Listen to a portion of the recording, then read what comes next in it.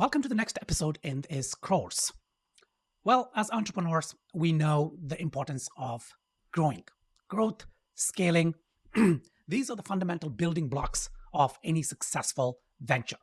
So throughout this course, as I had alluded to in the introductory kind of video, we're going to be touching upon a set of pillars. We're going to be looking at concepts. We're going to be looking at worksheets and frameworks. The idea is that we help you get through the process of scaling your business, taking you to the next level. All right. So in this video's topic, we're looking at defining growth and scaling. So what is growth and scaling, right? So we will discuss the difference between growth and scaling, the importance of sustainable growth, common misconceptions about scaling, and the benefits and drawbacks of rapid growth. So scaling and growth doesn't necessarily mean that, you got to be always growing or you got to be always scaling. It has to be strategic. And if it's not strategic and growth or scaling for the sake of just growth or scaling is a recipe for disaster. And you've probably seen plenty of stories of startups that crashed and burned because they were growing too fast or they were scaling unnecessarily when the timing is not right. So strategic, that's the point here. Strategic means you got to look at the timing. You got to look at the sector. You got to look at trends, the competitors, your target audience, your own company, your resources, what's happening. Yes, lots and lots of moving pieces, but don't worry. That is what this course is all about, right? So we're going to unpack, analyze every single aspect of growth and scaling. Right, let's get started. Growth versus scaling. Growth refers to an increase in a business revenue, resources, or market share over time. That's what growth refers to. Scaling, on the other hand, is the process of expanding a business's reach and impact while maintaining or improving profitability and efficiency. So you can clearly see here that growth is very performance driven, right? So you're looking at an increase in business revenue. You're looking at an increase in resources and market share. So it's, I would say, almost single-minded. When you're saying growth, and the reason it's important to sort of understand the difference between growth and scaling is because these two words are used sometimes simultaneously, sometimes ambiguously. And what happens is when you don't nail down definitions, when you don't use the right kind of language, it also affects how you think about it.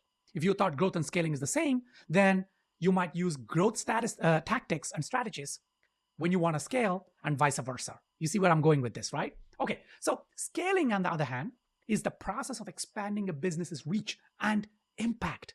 There's a big difference between reach and impact versus revenue, resources, or market share, right? Because scaling is about improving profitability and efficiency. Scaling is about the health of the brand over a period of time. Growth, yes, it's also a health, but it's okay. Let's take an analogy. Let's say there is a project that I'm working on. It's a strategy project, and it's, I don't know, I was given a week to create the strategy, but because of some emergency, something to do at home, something happened. Monday to Thursday, I could not work on it. Then Saturday is the presentation. I got Friday, one day. Now, imagine I go all night. So I start Friday morning, all through the day, all through the night, till, I don't know, afternoon of Saturday when the presentation is due, I work on this. That, I know it's not growth, but that is how you're increasing my kind of production, right? But at what cost? I think it's going to affect my health. Whereas scaling is you're taking it easy in the beginning, but you have a goal in mind. You are strategic. You're allocating resources. You're optimizing. You're trying to improve the efficiency. So I break the strategy down into sections. I then target and allocate and say, okay, Monday, Tuesday, I'm going to work on this. Wednesday, Thursday, I'm going to work on this. Friday, I'm going to put it all together. Saturday, I'm ready for the pitch, right? Something similar. Okay. Definition of growth, technically speaking, increase in revenue, resources, market share. Definition of scaling, expanding reach and impact while maintaining or improving profitability and efficiency. All right, next, we're looking at the importance of sustainable growth. So when you say sustainable growth, now that we have defined growth and scalability, you're probably already getting an idea of how growth should be. Because look, growth is very important. Scaling is also important. It's essential for businesses to focus on sustainable growth rather than rapid growth, which can lead to various challenges such as cash flow problems, operational inefficiencies, and burnout. Just like with the example of me with the strategy, the week, just like that. So we have to focus on sustainable growth. Rapid growth is only if it's strategically right to do so. And we need to make sure that cash flow is optimized. Operational inefficiencies are resolved. The bottlenecks, not only bottlenecks for now, but bottlenecks for the future have to be resolved. And of course, we got to prevent burnout. Yes, startups can have burnout. Entrepreneurs can have burnout. Businesses, mature businesses can have burnout. Sustainable growth allows your business to expand at a manageable pace, ensuring that your resources, processes, and team members can adapt and support the increased demand. Because look, growth means, okay, you're trying to increase revenue, which means your sales goes up, your customers increase, which means the services that you offer or the product you sell, you got to keep up with that pace, right? You got to make sure that the demand and the growth are sustained. Okay, next. What do we do? What do we do to have a sustainable growth? We got to focus on manageable expansion, right? So before thinking, okay, we're getting 100 customers now. If we do this campaign, we can, I don't know, triple our customers. Okay, very good. But before you go down that path, before you exercise that campaign, figure out, first of all, can we manage this? Can we manage the extra 200, 300 customers that would come into the pipeline? Do we have the resources for that? Can we allocate, adapt, and are the team members ready to support the increased demand, right? So we got to avoid challenges associated with rapid growth.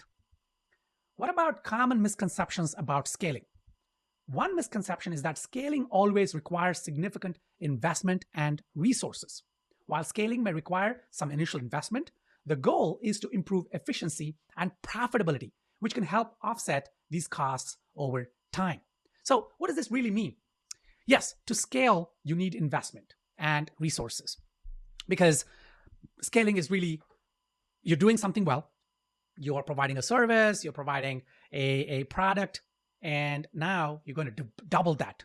That means the number of customers you're serving, you're going to double that or triple that or quadruple that, right? So that is scaling.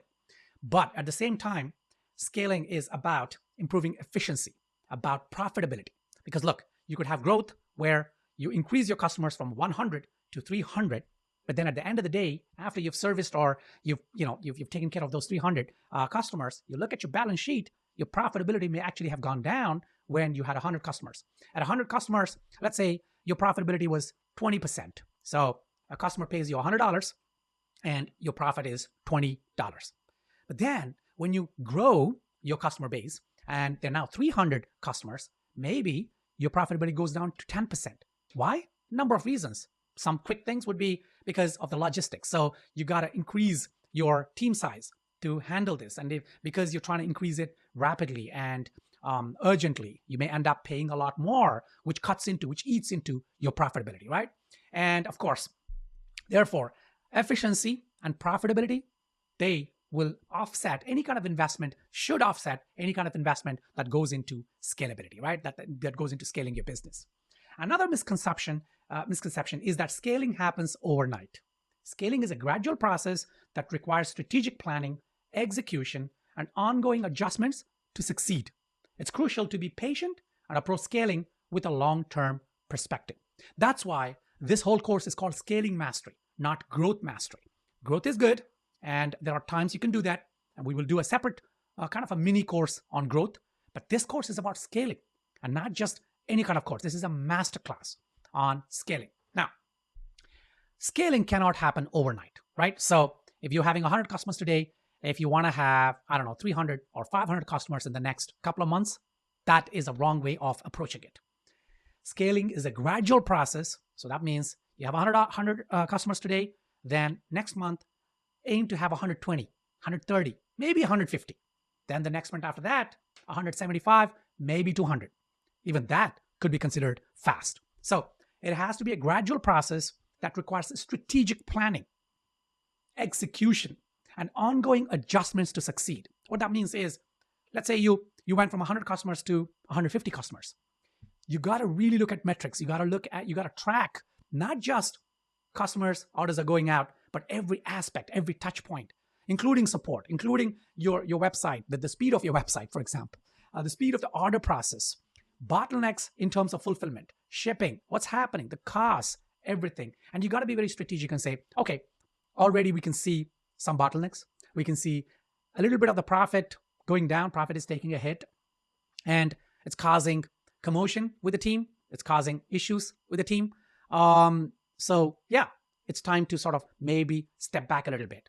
There are many ways to do this. If you have campaigns that are running and you can't really turn those campaigns off, you could go for increasing the price a little bit so that the sales go down a little bit. You see what I'm saying? There are many ways of kind of mitigating this risk. Okay. Right. Scaling happens overnight. No, the reality is that scaling is a gradual process with a long-term perspective. Right. Benefits and drawbacks of rapid growth. Okay, so rapid growth can be appealing due to the potential for increased revenue and market share. But it's essential to consider the benefits and drawbacks before pursuing rapid growth, right? Some benefits of rapid growth include increased revenue, of course, greater market share, enhanced brand visibility.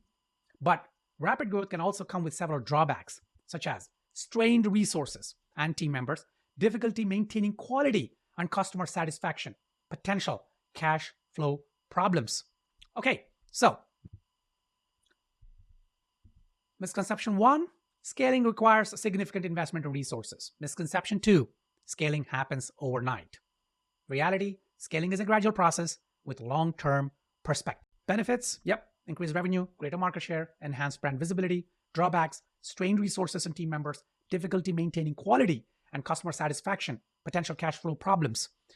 Customer satisfaction cannot be emphasized enough. You cannot grow at the expense of customer satisfaction. You cannot grow at the expense of quality. You cannot grow, you should not grow at the expense of team members and the overall mental health, and you as a founder, you as an entrepreneur, not at the expense of you. So what are the key components of a scalable business? So we're now going to go into the kind of framework of a scalable business. So a strong value proposition. Your product or service must address a significant need or problem in the market. This is fundamental. This is fundamental. And over the last 28 years that I've been working with entrepreneurs, businesses, I have founded my own businesses, as I told you in the introductory video. I am, an angel investor. I've invested in several businesses. So one of the biggest things, issues that I've seen is that a lot of businesses fail because their product or service does not address a significant need or problem in the market. Now, I know what you're thinking. Mash, okay, we're already in business, right? I've already selected this because maybe I was in this sector before going independent. Maybe I was working in a company, I picked up the skills, or maybe my education gave me these skills. And now you're saying that it has to be some groundbreaking problem that my business needs to solve. That's not what I'm saying. What I'm saying is that your value proposition. So let's say you're solving a problem. I mean, that is what business is about, right? You're solving your customers' problems and they're paying you in return.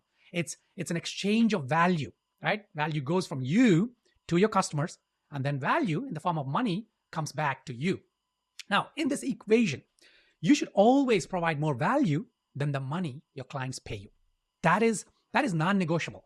That is non-negotiable. It's not about fairness. It's not about equality or equity. No, this is about the fundamental laws of human psychology. And always value should be given more than you receive. Okay? Now, when you say value, that's what it is. What is your value? What is your value proposition? Okay? We're going to look into it, as we go through this course. But at this moment, you need to be thinking, when I say address a significant need or a problem, look at the problem you're solving, and then you need to figure out, is it significant enough that you're saying, yes, this is it. And if it doesn't appear to be, then you need to dig deep and say, what is this problem? What exactly am I solving here, right? And then build your value proposition around it. Next, efficient processes. Streamlined and efficient processes are crucial for managing increased demand without sacrificing quality or customer satisfaction. So as you scale, what's happening?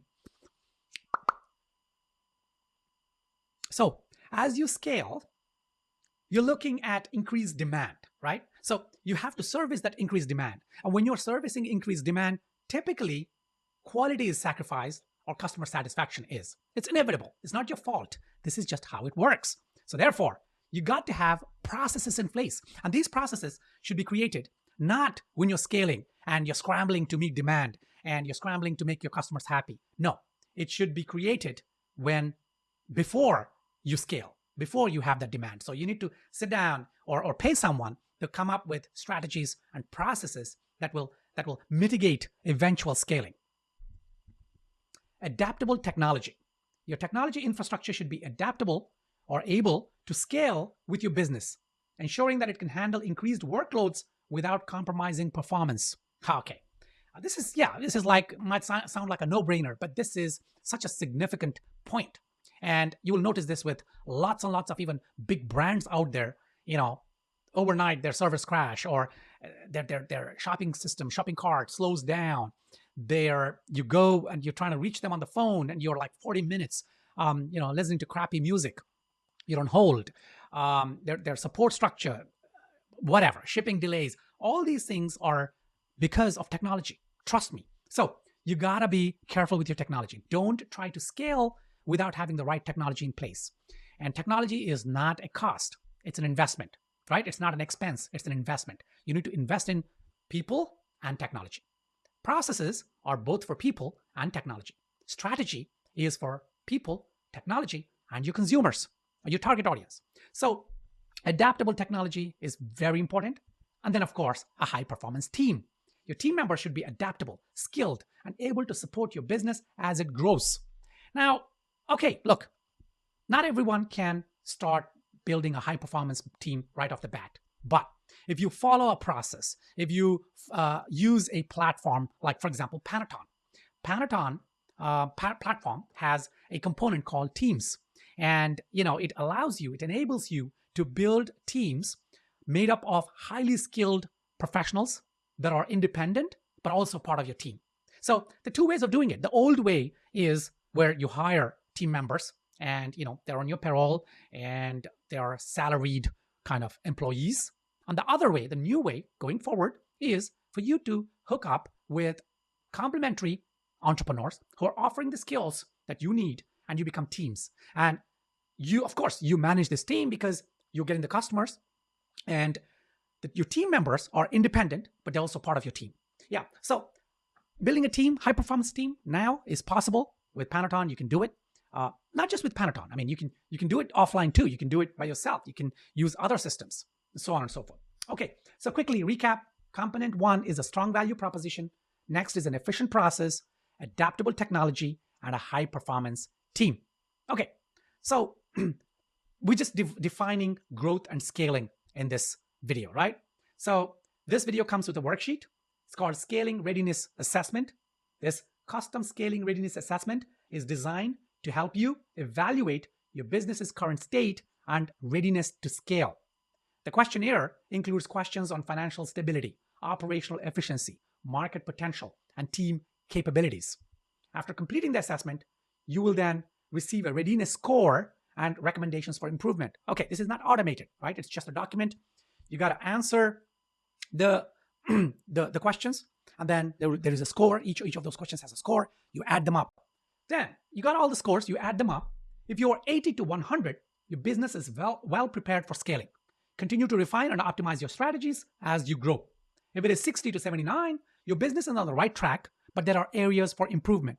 Focus on strengthening the areas with lower scores before scaling.